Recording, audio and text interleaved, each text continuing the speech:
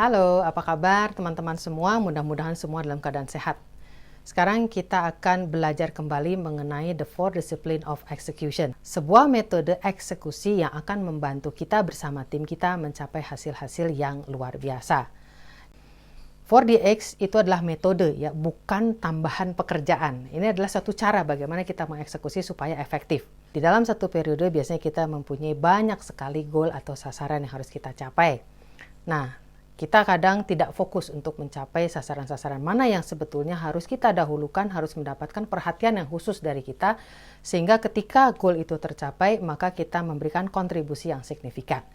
Yang pertama adalah mengenai disiplin fokus kepada widely important, fokus kepada sesuatu yang sangat amat penting.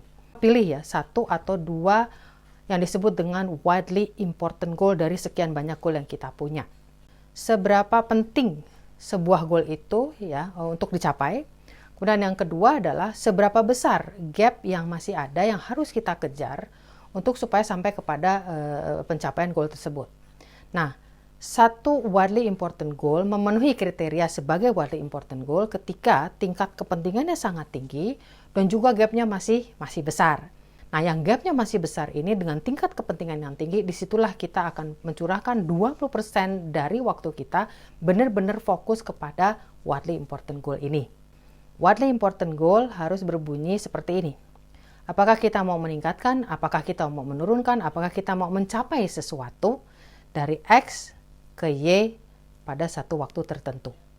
Jadi ada titik awal, ada titik akhir, dan ada deadline-nya, kapan hal itu harus dicapai.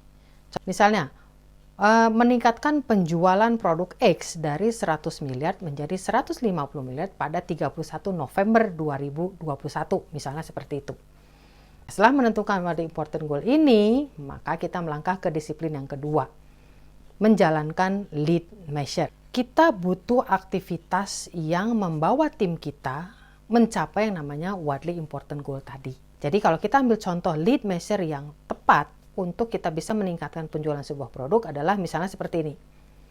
Melakukan kunjungan atau melakukan visit atau melakukan call kepada misalnya nih ya, 10 nasabah potensial setiap hari untuk mendapatkan 4 prospek.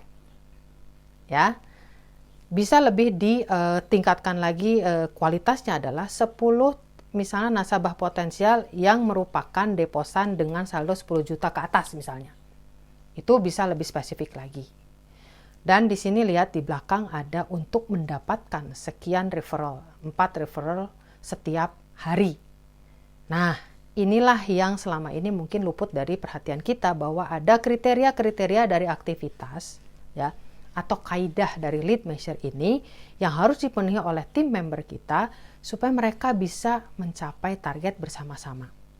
Ya, siapa yang menjalankan lead measure ini adalah tim kita, bukan kita ya, tetapi tim kita, para frontliners kita yang sehari-hari mereka akan melakukan kontak dengan nasabah maupun dengan calon nasabah.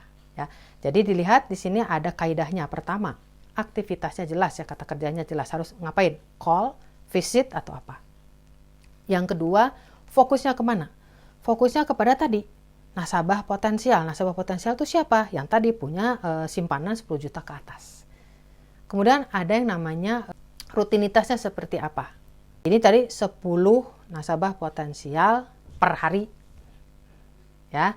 Kemudian terakhir yang keempat kaidahnya adalah ada yang namanya kualitas. Kualitas di sini adalah untuk mendapatkan 4 referral per hari.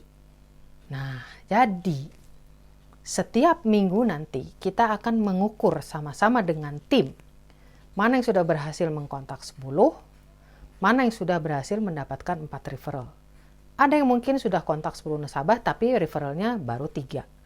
Ada yang berhasil kontak 15 nasabah bahkan tapi referralnya ternyata cuma 2. Atau ada yang memang sudah berhasil 10 dan mendapatkan 4. Nah, ini adalah hal-hal yang perlu kita perhatikan dari minggu ke minggu untuk memastikan bahwa tim kita bergerak ke arah yang benar.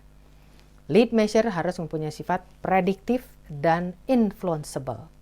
Prediktif artinya apa? Kalau kita lakukan dengan benar, dengan disiplin, maka kita akan bisa memprediksi WIG kita akan bergerak. Influenceable artinya adalah lead measure ini bisa dipengaruhi oleh yang menjalankannya. Apakah saya akan melakukan call lebih dari 10? Apakah saya pengen mendapatkan lebih dari 4 referral? Itu adalah bagaimana si pelaksana lead measure ini bisa melakukan penyesuaian-penyesuaian sesuai dengan apa yang sudah dia capai dari minggu ke minggunya.